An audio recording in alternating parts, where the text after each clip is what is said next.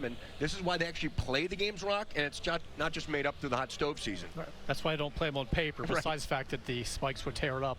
But yeah, I mean, Nelson Cruz isn't even here anymore. Bogarts is hitting 181 with runners in scoring position.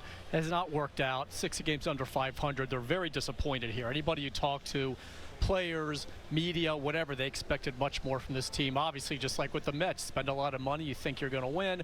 They didn't even know whether they were buyers or sellers, I don't think, at the deadline. And check to date, Old Mill High School's own Josh Hader, second most famous Old Mill alum, is still in the clubhouse. So he wasn't traded, but they thought they were going to be a lot better than this. That's a lot of star power that seems to be going to waste. I think Manny said something yesterday that was a do-or-die game, and they lost. So what does that tell you? They've lost 7 out of 9, and that's after they decided to really, as Rock pointed out, to stay put going into the trade deadline. So here we are. But the Orioles busy today. They make a couple of roster moves. Let's take a look. Aaron Hicks off the injured list, activated today and in the starting lineup, batting 8th and playing left field.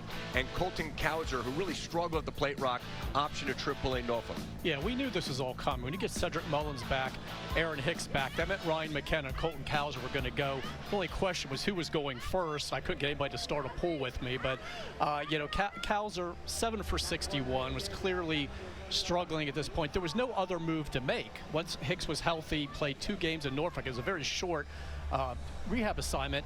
Who else were you going to take off the roster? Even if Cowser was hitting better than that, there really wasn't an obvious move. He was going to be the guy. 7 for 61, just struggling. Brandon Hyde mentioned it seemed like teams were pitching him a little differently, more aggressively early in the zone. He kept getting caught in between. And Hicks himself said his advice would be, look, you got to get your confidence back. He seemed to notice when a young hitter starts losing confidence, you're in a lot of trouble. He's had success all this time. He knows he's much better than that, but once it just starts to snowball after a while, he needs a reset. We've seen plenty of those. And, you know, a less pressurized environment. Maybe if the Orioles weren't contending, you could be a little more patient. Every game matters. They're trying to win a division. They're trying to go to a World Series. Brandon Hyde hopes it's short.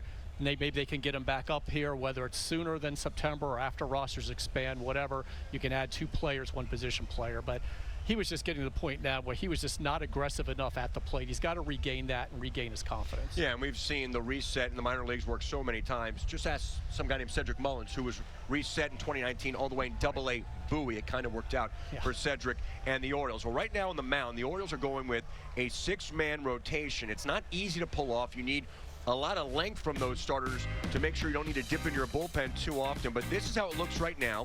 Gibson, Kramer, Bradish, Flaherty, Grayson Rodriguez, who's on the mound tonight, Cole Irvin, who I think is an interesting factor. But, Rock, what's your takeaway right now with this 6-man rotation? Yeah, it's all about that they want to be able to provide some rest to control the innings of the younger starters. 6-man, obviously, you can push a guy back a day or 2. We've already seen that. As long as Cole Irvin's pitching well. If he isn't, then that doesn't work. He certainly made it work when they were in Seattle. So they're hoping they can maintain that for the indefinite future. But again, a lot of it depends on how Irvin pitches. But they want to be able to go ahead and rest some of these guys. The problem with that, of course, as you know, is you're short 1 reliever now. So you really, that puts you in a little bit of a bind at times.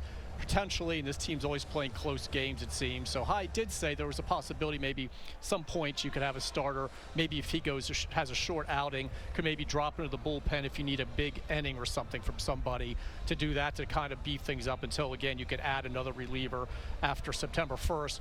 But they're going to be making some other moves anyway. John Means at some point is going to be here. Dale Hall, we assume, at some point. Austin Voth could be close to returning. He threw 3 innings at Norfolk the other day in a start. He is close right now. So they're going to be doing some more maneuvering anyway. And, of course, Danny Coulombe's going to come off the IL, they think, when he's eligible. But for now, it's just controlling the innings of the young starters and resting them. And who could have ever predicted that Jacob Webb would have a quick impact and pick up leverage innings so quickly for Brandon Hyde? So it's hard to predict these things. Now, one thing that's really, I think, important for the Orioles right now is Fuji. We saw him pitch yesterday. He nailed down a save in a tough environment, protecting a 2-run lead in the bottom of the 10th. He was spectacular yesterday. But to me, Rock, a lot hinges on what he is capable of. Is he going to be a guy who can pitch in a leverage spot in the 6th or 7th, getting the ball to Cano and to Bautista?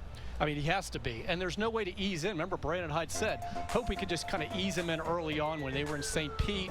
He just joined us, etc., flew cross country, and then I think by the second game it was high leverage. They're all high leverage, and they love his stuff. It's a great arm, and not just the fastball is 100 to 102, but the other stuff as well. You just don't know from on any given day can he command it. And I was tracking the game yesterday on my flight here. I'm watching the live, box score game day. I see him coming. It's ball 1, ball 2, ball 3, and I thought, oh boy. And I could just imagine the reaction of Hyde in the dugout and the writers who are trying to already rewrite a game story. Then he ends up getting the strikeout, and he was fine. His first career save, didn't even have any in Japan. But you got to be able to trust him, and can you do that in big spots down the stretch here? If he's on the postseason roster, they hope so, but there's going to be high leverage. You can't hide anybody in the bullpen. That was a tough environment yesterday. Really a playoff type atmosphere in Seattle. It felt like that, and those two teams really were playing for a lot, so that was fun to see. And Fuji did step up yesterday. There was a wild pitch in there that missed by a few feet, but he was able to get it done in that 10th inning. Did he hit the mascot? He did not hit the hit the bull.